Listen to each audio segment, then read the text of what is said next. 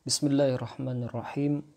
Assalamualaikum warahmatullahi wabarakatuh. Alhamdulillahi rabbil alamin. Wassalatu wassalamu ala ashrafil anbiya'i wal mursalin wa ala alihi wa ashabihi wa man kana awla bihi wa sallim taslima. Allahumma inna nas'aluka ilman nafi'a wa rizqan thayyiba wa amalan mutaqabbala. Para penonton dimanapun berada, telah kita bahas bagaimana rahmat Rasulullah sallallahu alaihi wasallam kepada hewan, kepada tanaman, dan bagaimana Nabi sallallahu alaihi wasallam berlaku kasih sayang kepada orang yang tidak memeluk Islam sekalipun. Mungkin timbul pertanyaan di dalam pikiran kita, lantas bagaimanakah kasih sayang Nabi kepada umatnya? Perlu kita ketahui bahwa Nabi kita Muhammad sallallahu alaihi wasallam adalah pribadi yang sangat sayang kepada umat beliau. Di antara buktinya adalah tidak ada sesuatu dari dua pilihan yang diberikan kepada Nabi kecuali Nabi pasti akan memilih yang termudah. Di dalam sebuah hadis Nabi menyampaikan kepada kita, "Innallaha lam yab'atsni mu'annitan wala muta'annitan." Sesungguhnya Allah Subhanahu wa taala tidak mengutusku sebagai orang yang memaksakan kehendak dan tidak pula untuk keras kepala. Walakin ba'atsani mu'alliman muyassiran. Akan tetapi Allah mengutusku sebagai seorang guru, sebagai seorang pengajar yang memberikan kemudahan. Nah, di hadis ini kabar gembira bagi para guru. Karena kalau bertanya guru tentang adakah hadis Nabi SAW yang menjelaskan tentang keutamaan menjadi guru, menjadi pengajar, ada. Inilah di antara hadisnya yang diriwayatkan oleh Imam Muslim bahwa Nabi SAW diutus oleh Allah sebagai guru, sebagai pengajar yang memberikan kemudahan. Kita baca terlebih dahulu beberapa hadis yang menjelaskan tentang ini. Di antaranya juga di dalam hadis yang diriwayatkan oleh Imam Abu Dawud bahwa Nabi SAW bersabda, "Innallaha ta'ala rafiqun yuhibbur rifqa." Sesungguhnya Allah Subhanahu wa taala yang maha lembut menyukai kelembutan dan memberikan kepadanya sesuatu yang tidak diberikan kepada kekerasan. Kita tahu para penonton, Allah Subhanahu wa taala juga sangat maha lembut kepada kita. Misalnya saja kalau seorang ada kewajiban puasa bagi dia, kemudian tidak mampu untuk berpuasa, yang tidak harus dia berpuasa. Dia boleh untuk tidak berpuasa, kemudian menggantinya di hari yang lain. Bahkan kalaupun alasannya tidak sakit seperti melakukan perjalanan pun tidak mengapa dia untuk tidak berpuasa. Orang misalnya melakukan perjalanan susah bagi dia mungkin untuk melaksanakan sholat, maka Allah Subhanahu wa taala memberikan kemudahan bagi dia. Ada istilahnya jamak sholat, ada istilahnya qasar sholat, bahkan sholat-sholat itu pun bisa dijamak dan qasar sekaligus. Ini adalah bukti bahwa Allah Subhanahu wa taala maha lembut kepada kita hamba-hambanya. Di dalam hadis yang lain, Rasulullah sallallahu alaihi wasallam juga menyampaikan, "Maka narifku fi syai'in illa zanahu." Tidak ada kelembutan pada sesuatu kecuali sesuatu itu akan penuh dengan hiasan.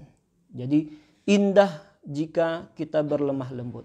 Kira-kira Nabi menyampaikan sebuah konsep kepada kita bahwa kalau seandainya kita berlemah lembut terhadap sesuatu, maka Allah akan berikan keindahan pada sesuatu itu. Maka mungkin di antara kita bertanya, seperti apakah lemah lembutnya Nabi kepada umatnya? Maka marilah kita simak sebuah kisah yang agak lucu yang disampaikan oleh Muawiyah bin Al-Hakam As-Sulami. Apa kata Muawiyah bin Al-Hakam ini? Dulu ketika Nabi SAW masih hidup dan Nabi menjadi imam salat berjamaah kami, aku salat bersama Nabi sebagai makmum. Lalu di antara jamaah ada yang bersin. Jadi sholat bersama Nabi, hasin, ada yang bersin.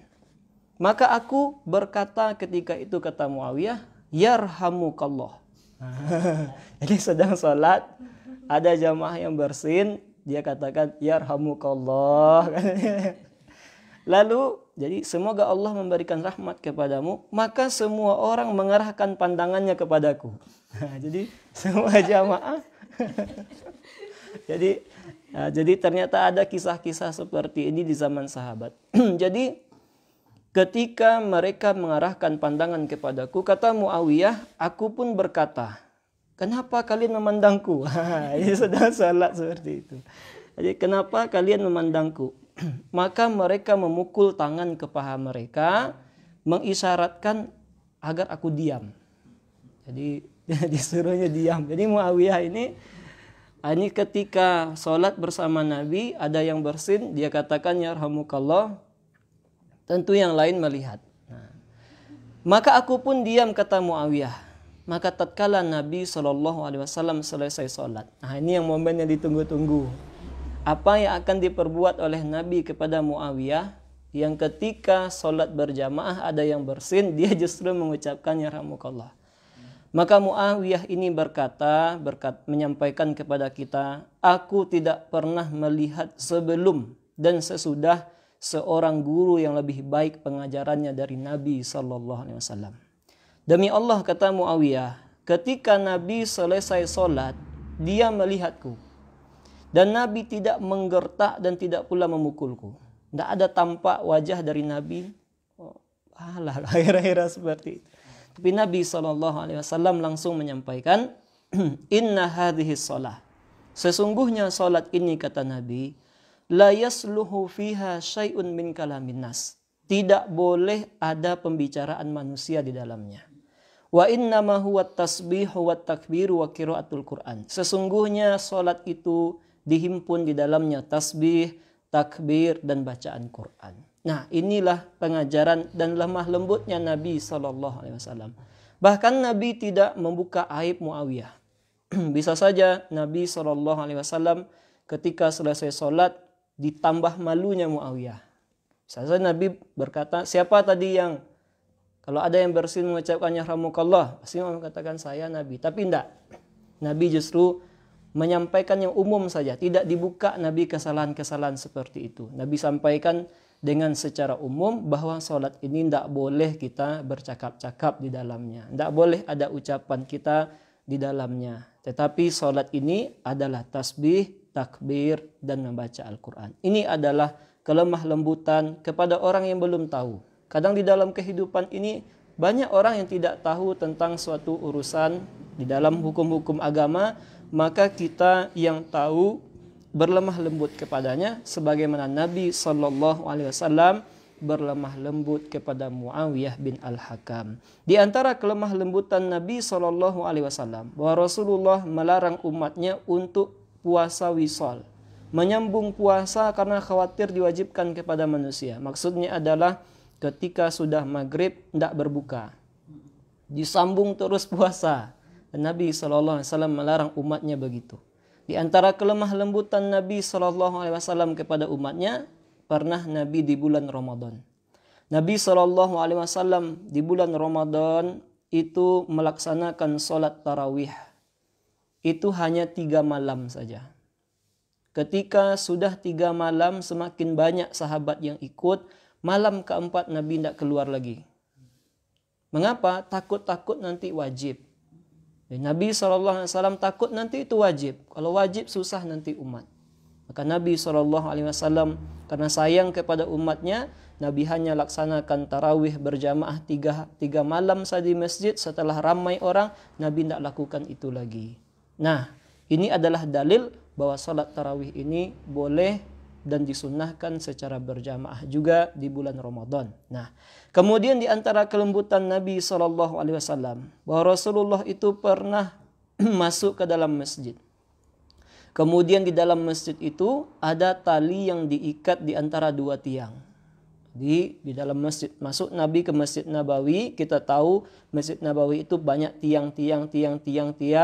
Kemudian ada ditaruh tali di sana.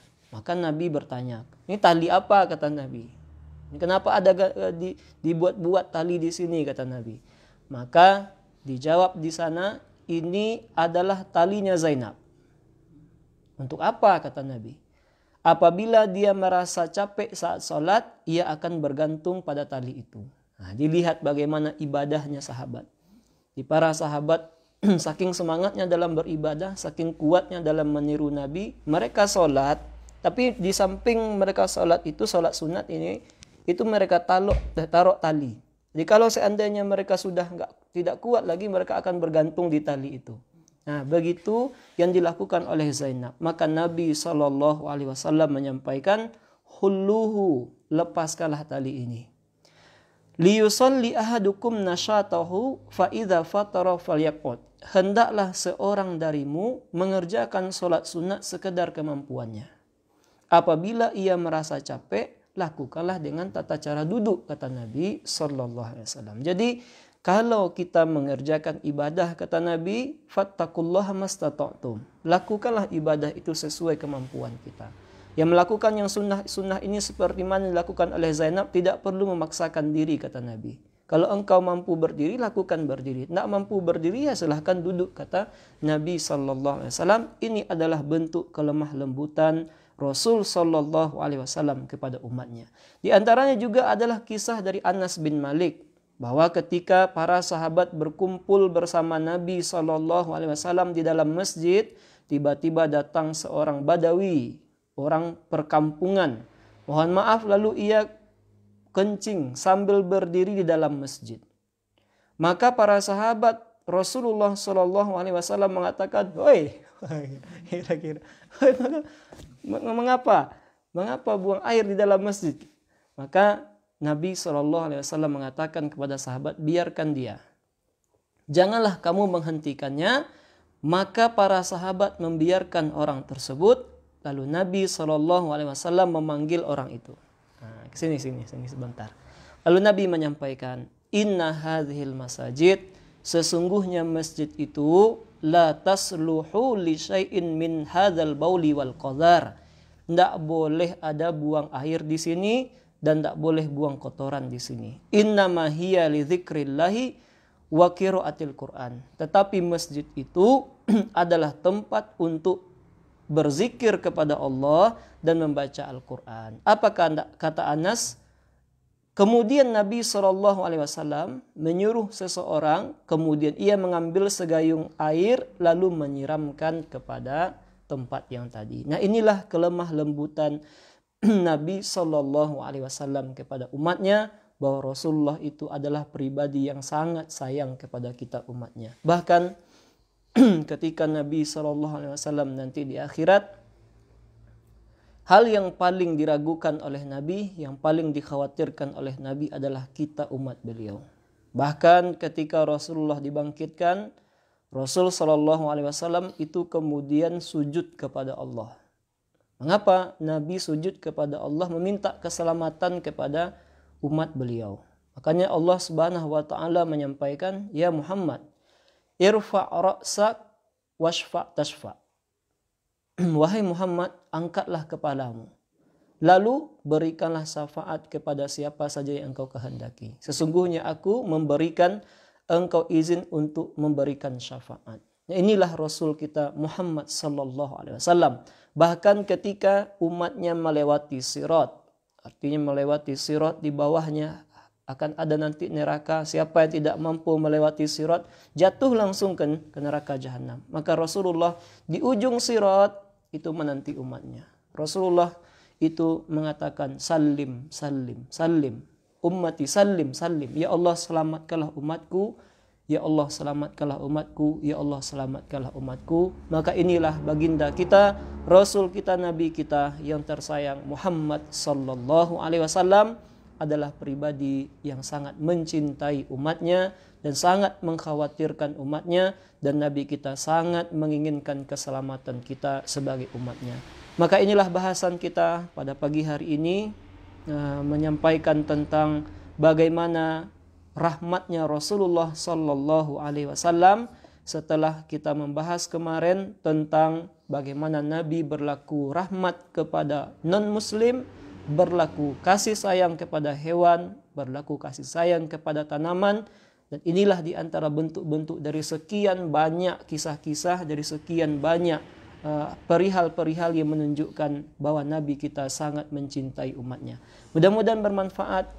Marilah kita tutup dengan doa kafaratul majelis. Subhanakallahumma bihamdik, asyhadu an la ilaha illa anta astaghfiruka wa atubu ilaik. Assalamualaikum warahmatullahi wabarakatuh.